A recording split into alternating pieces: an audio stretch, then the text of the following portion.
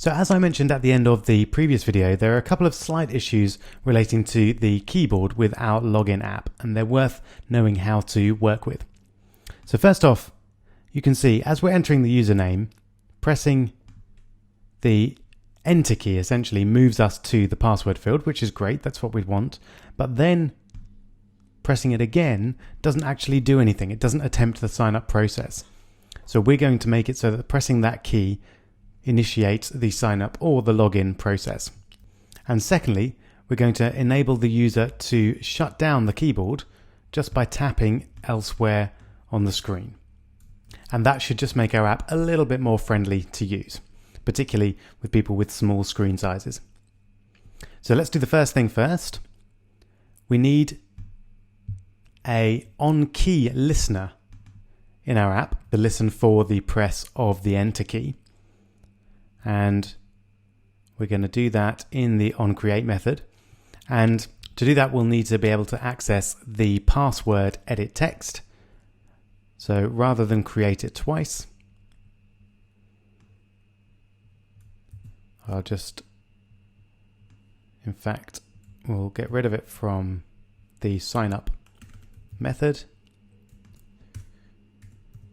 define it up there, and then set it up in the onCreate method. And then it will be accessible anywhere. And now we want to take password edit text and set on key listener using this as our context, i.e. the main activity. Now you can see we've got an error there because we need the on-key listener implemented in main activity. So let's do that, and that will create the on-key method for us as well. So that's just another way of doing what we did with on-click before. So you can see that the main activity now implements on-key listener as well.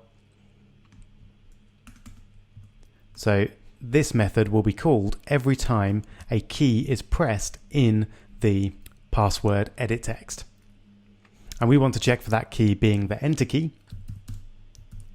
And we can do that using the integer I, which will represent the code of the key that was pressed. And we want to see if that's equal to key event dot key code. And you can see we've got key codes for all the different keys there. And we're interested in the enter key. So essentially we're testing there to see if the enter key has been pressed. And if it has, then we're going to implement the sign up method.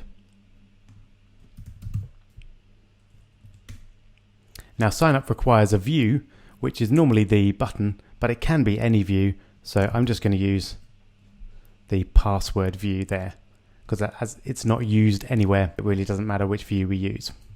All right, so let's give that a try. It should now be the case that when we press enter in the password field, it will attempt the sign up or login process. Here we go. So let's use enter and enter, and you can see it's gone through the process already. Let's try logging in or signing up with a new username and password, pressing the enter key, and that should have been successful.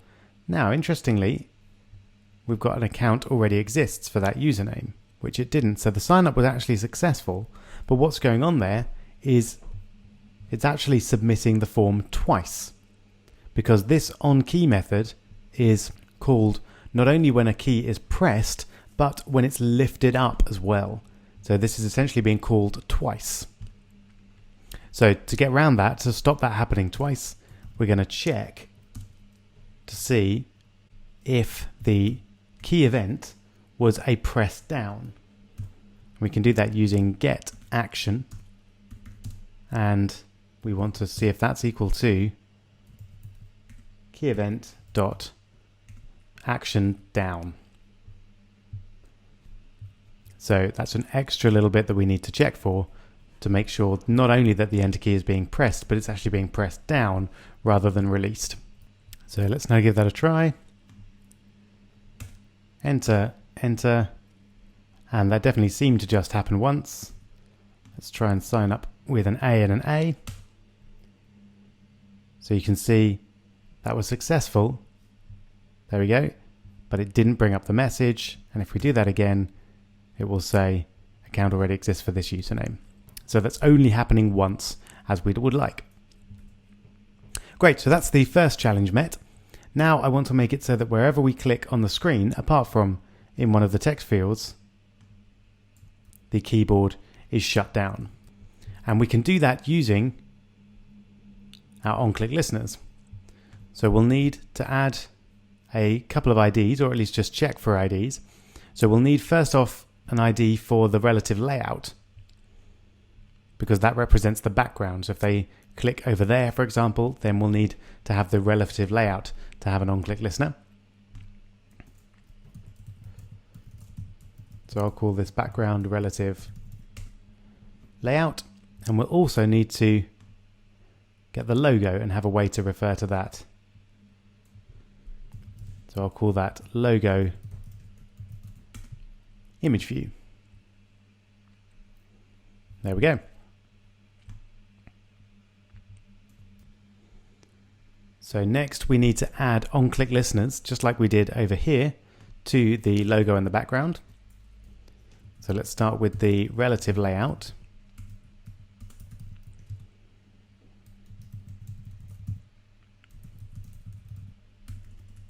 Which we add in the same way we do any other user interface element. So we want a relative layout. We're going to find it by its ID, r.id.background relative layout. And similarly, the image view, call it logo image view. This is going to be an image view from find view by ID, r.id.logo image view. And then we just set the on-click listeners for both of those.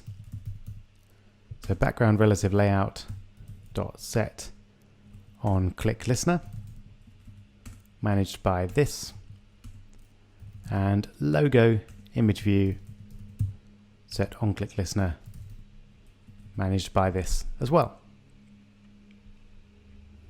Great. So now those two user interface elements are going to call the on-click method as well.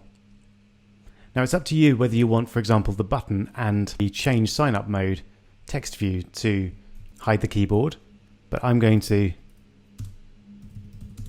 not include those, and we'll just include the background and the logo. So let's check for both of those. So we're checking for view.get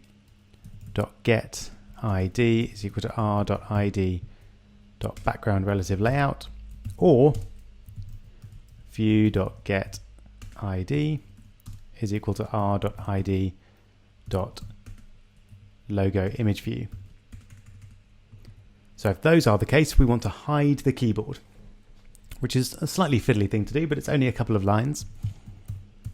So we create a new input method manager, which allows us to manage the method of input. I'll call it input method manager. And this is going to be cast as an input method manager. And we're going to get it from the system service input method service. So that just gets the keyboard for us. And then we use input method manager dot hide soft input from window. And you can see we need a window token and some flags for settings. And we want to use the current window. So we use get current focus dot get window token to represent the current window. And we don't need any special settings, so we just put a 0 there. And I think I've forgotten to write if up there as well.